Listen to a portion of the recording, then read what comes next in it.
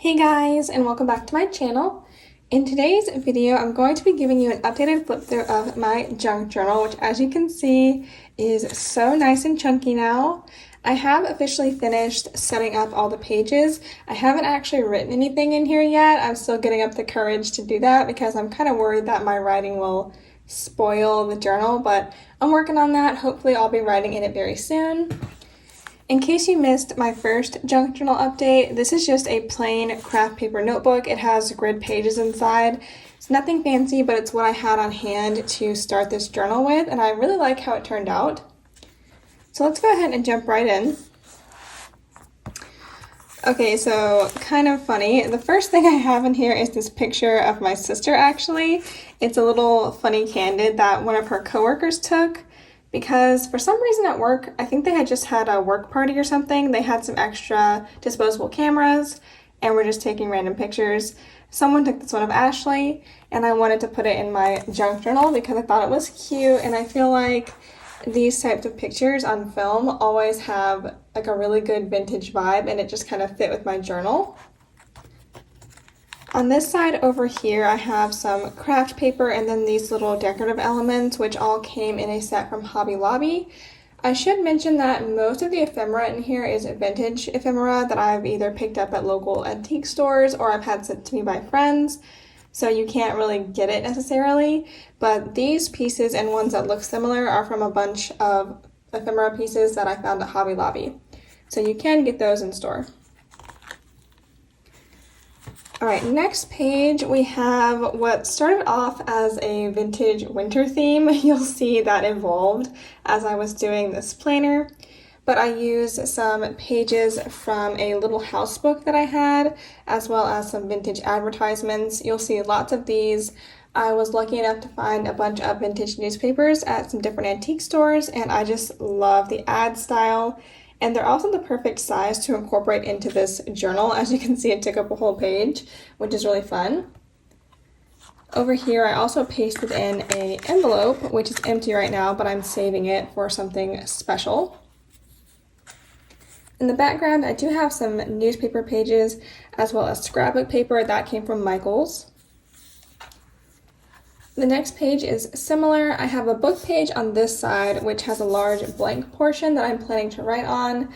And then this side has another vintage ad, along with this little ice skating picture, which is just a random photo I bought from an antique store. But I thought it was cute because it's wintry and it matches that theme that I had going. These two pages are very simple. I just pasted in this huge music note sheet. It's really pretty. I don't know if I'm going to be able to put anything on top because I love the way this looks on its own, but I might be able to do like a Dutch door style thing and put stuff on the edges and leave the majority untouched. Next up, we have one of my favorite page sets in this whole journal. I just think it pairs really well together. On the left, I made a background using a letter that I bought from an ephemera bundle on Etsy. And on top, I pasted this little silhouette of a guy. This is also from Hobby Lobby. And on this side, I have a postcard scrapbook paper from, I believe it's Hobby Lobby as well, with a lot of space to write. Next page, I showed this in my first junk journal update, but I've added a lot to it since then. I got way more comfortable with layering after my first few weeks using this journal, because at first I was honestly really scared to put too much in. I didn't want it to look cluttered, but now I'm really into the actual junky vibe of junk journals. So I'm really enjoying this layered look up here and all the different textures and colors. That's another thing. I've added way more color to this journal since I first started it. All right, here we have some more book pages layered in. I also added some scrap paper on the side, and then I pasted in this gorgeous postcard. And I also left myself a ton of room to write on this side, which is really exciting. Next up, we have another page with some layering, and this page is kind of special because I have this torn up letter put in here, and that's because as I was going through antique stores and finding ephemera bundles and stuff off Etsy too, I noticed that usually I would get mostly pristine condition items, but occasionally I would find items like this where it's pretty damaged, kind of hard to read. And since I also sell ephemera bundles in my shop, I didn't necessarily want to put something like this in a bundle, but I didn't want to waste it, so I put it into my journal, and I really like that element of sort of recycling or just keeping stuff that's not perfect, but it's still really good. Here is another page with a lot of layering. I have some newspaper print, more music notes, scrap paper, random little ephemera things, and another picture of a random people. I have no idea who they are, but I think it's a really cute picture, and I like these sort of scalloped edges. Okay, this page is interesting because I actually started it and really didn't like it, and I kept coming back to it and adding things bit by bit by bit, and now I love how it turned out.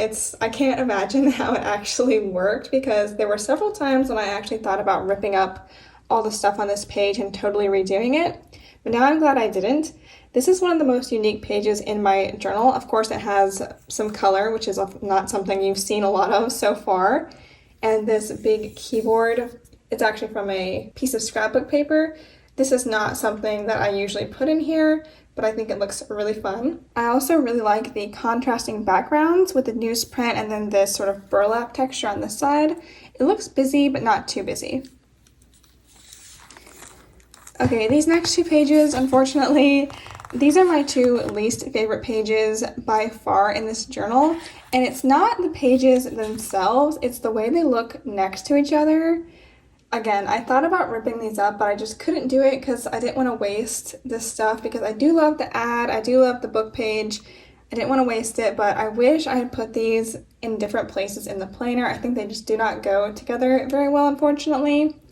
But nothing I can do about it now. Maybe it'll grow on me. On this side, I also have this sort of wax paper envelope, again, to put something in. Okay, the next section of my junk journal is really fun. What I did was take blank pages from the front and back of old books that I had bought and just add them in. So now I have extra junk journal pages either to write on or to glue little silhouettes on or whatever I want.